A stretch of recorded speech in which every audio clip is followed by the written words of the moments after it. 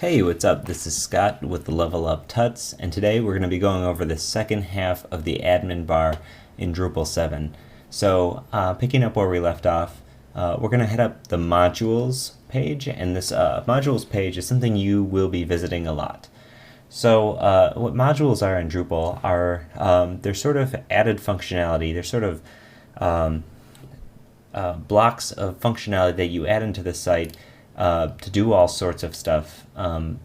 And that's really what makes Drupal so powerful. So on its own, the base install of Drupal, I don't know how many sites would be just the base version of Drupal with no additional modules installed, as in, core modules included in that. The core modules are the ones that come with Drupal.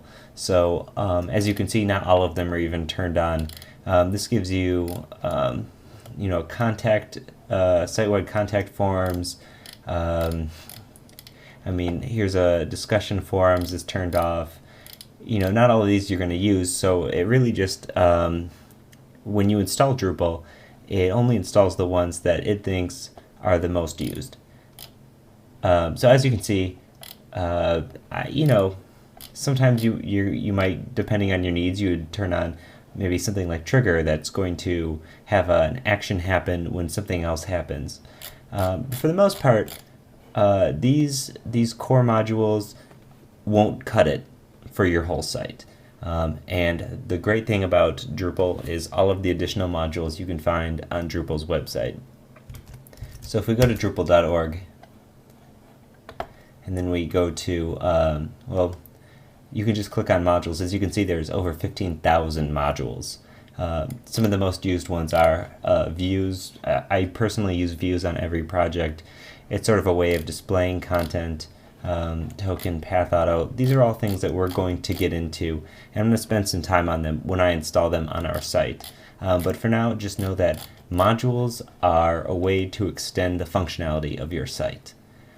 To install them, we'll be going over that process as well, but once they're installed, they show up here, and then you can enable them and unenable them, or you can access their permissions, or you configure them based on what that module has to offer. Next is configuration. This is another big one, because configuration is where you're going to find all sorts of stuff. And one of the things I want to do right away is I want to add this performance to the shortcut bar. So that now would be a good time to show you how to add something to the shortcut bar. Clearing the cache in Drupal is something you will have to do frequently.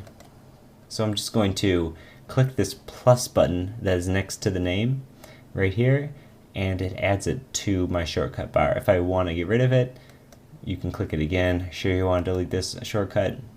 Yes. Well, because I want it, let's leave it up there. As now you can see, anytime you click this shortcut, it's going to take you to this page.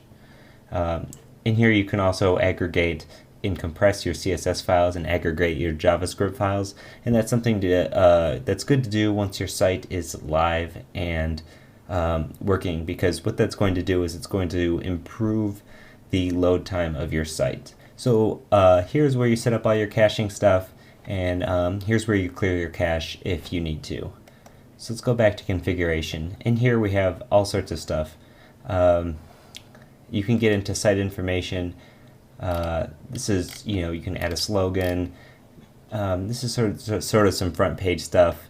In another tutorial, we're going to be making our own front page and not using their default front page. You can set a 404 page. There's really a lot in here. So we're going to be going over a lot of these individually in their own tutorials, but feel free to poke around here and just sort of see what this configuration menu has to offer.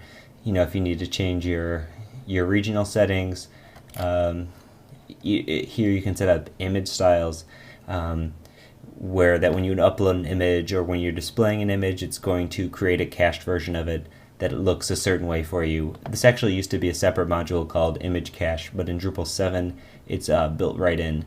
Here you can also find things about logging and errors. You can put your site into maintenance mode if you're updating, so that people don't see that you're offline, you can have your own customized message saying, that you're updating or something. So in reports, reports are really good. If you are having problems, this is where you're going to want to come. You can get general status reports, but I like to visit this recent log messages. If something weird is happening, this pretty much keeps a record of everything that's happening. As you can see, because we installed the site, it's pretty much installing all these modules, and that all happened when we installed the site. And then help, help is going to take you to help content that sort of tells you how to use this stuff. I don't really use help that much, but it would be helpful if you want to learn about some of the functionality in Drupal. So this overlay menu, this is just a setting. Some people turn this off. I usually just leave this overlay menu on. If you click off of this, you're back on your site here. So one last thing, if you want to log out of your admin, you can click this log out, and it's going to kick you back here.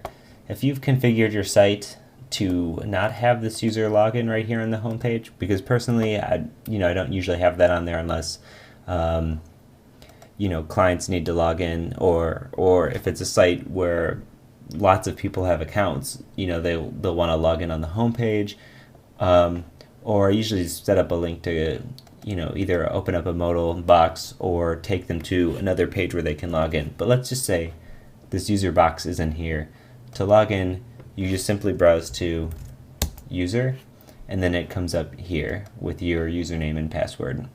Okay, well that's it for the menu bar. In the next lesson, we're going to show you how to install a theme. Once again, this is Scott with Level Up Tuts, and thanks for watching. If you have any questions or comments, feel free to leave a comment or hit us up on Twitter or email. Twitter, it's @LevelUpTuts. All right, thanks for watching. Bye.